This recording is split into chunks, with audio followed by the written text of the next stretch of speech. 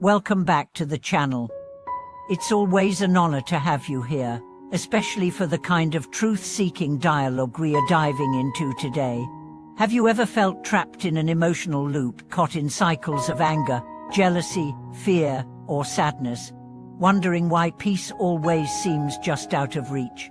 Have you ever tried everything to fix your life on the outside, only to find the inner noise still louder than ever?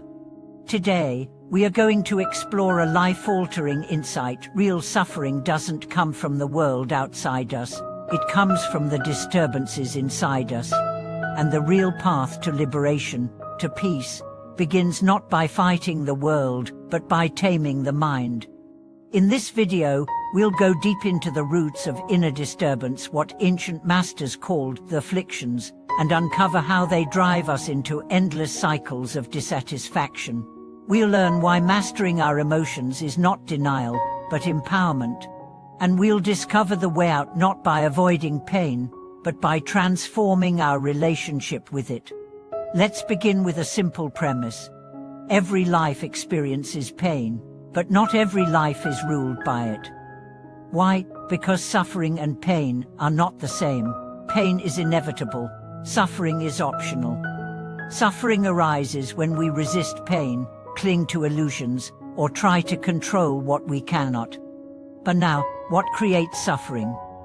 At its core, it's our unexamined inner world, our attachment to desire, our fear of loss, our anger when things don't go our way, our jealousy when others succeed. These are what traditional teachings call mental afflictions: greed, hatred, delusion, pride, doubt, and more. The problem isn't that we have emotions. The problem is that we become enslaved by them. Think of the mind like a lake. When disturbed, the water is muddy, turbulent. You can't see anything clearly. But when the mind is calm still, you see the truth reflected clearly. You see life as it is, not as distorted by your fears and cravings. So how do we calm this inner lake? Let's first understand the root affliction: desire. Not just for objects, but for control, certainty, perfection. When we desire, we cling, we fixate, and clinging creates tension. When what we want doesn't come, we feel deprived. When it comes and then leaves, as all things do, we feel grief. Desire is endless because the ego is never satisfied. Anger. Anger is the second great fire. It erupts when our desires are blocked. It arises when people act differently than we want, when the world disobeys our expectations. But here's the truth. Anger is like drinking poison and expecting someone else to suffer. It burns us, it clouds our vision, and it never solves the problem it reacts to. And then there's delusion, the most subtle but most powerful affliction. Delusion is not stupidity. It's misperception.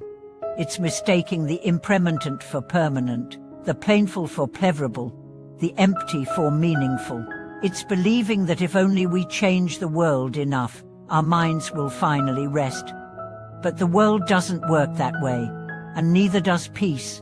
The first step to mastering these afflictions is awareness. You can't heal what you don't see. Start noticing your patterns. Notice what triggers you. What makes you lose your balance, not to judge yourself, but to understand.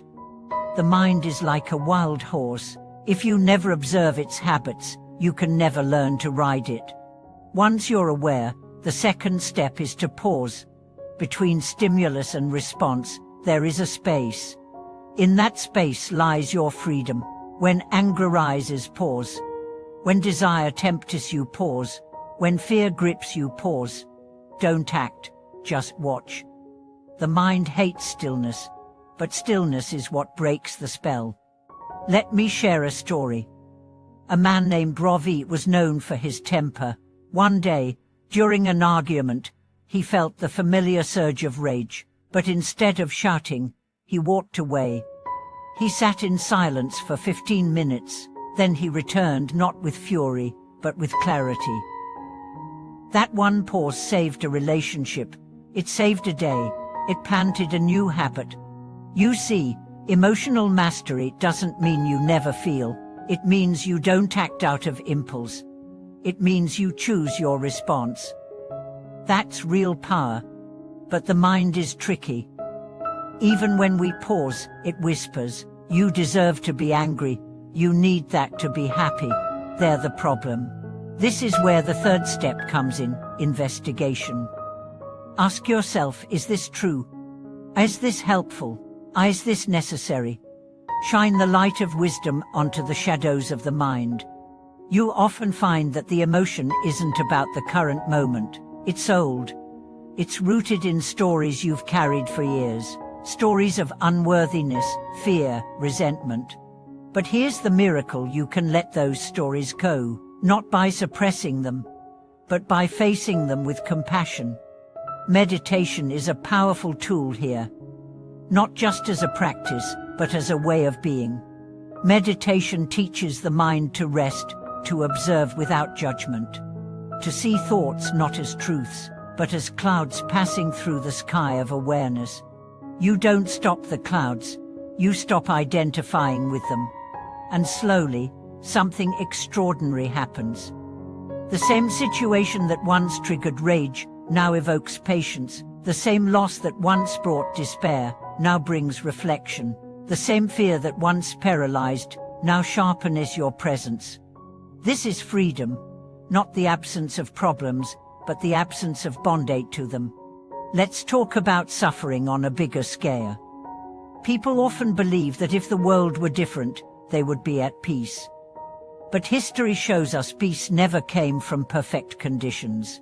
It came from resilient minds, from people who mastered themselves while the world burned. Think of Viktor Frankl, a Holocaust survivor who found meaning in suffering. Think of Nelson Mandela, who emerged from decades of prison with forgiveness in his heart. These are not superhumanists. They are people who understand. When you master your mind, you master your reality. So how do we practice this every day? Start each morning with intention. Don't just check your phone, check your mind. Ask what afflictions might arise today. How will I meet them? Throughout the day, breathe. Return to the body. Return to now. This moment is always safe. It is always enough. And at night, reflect, not with guilt, but with curiosity. Where did I lose myself today? Where did I find myself? What did I learn?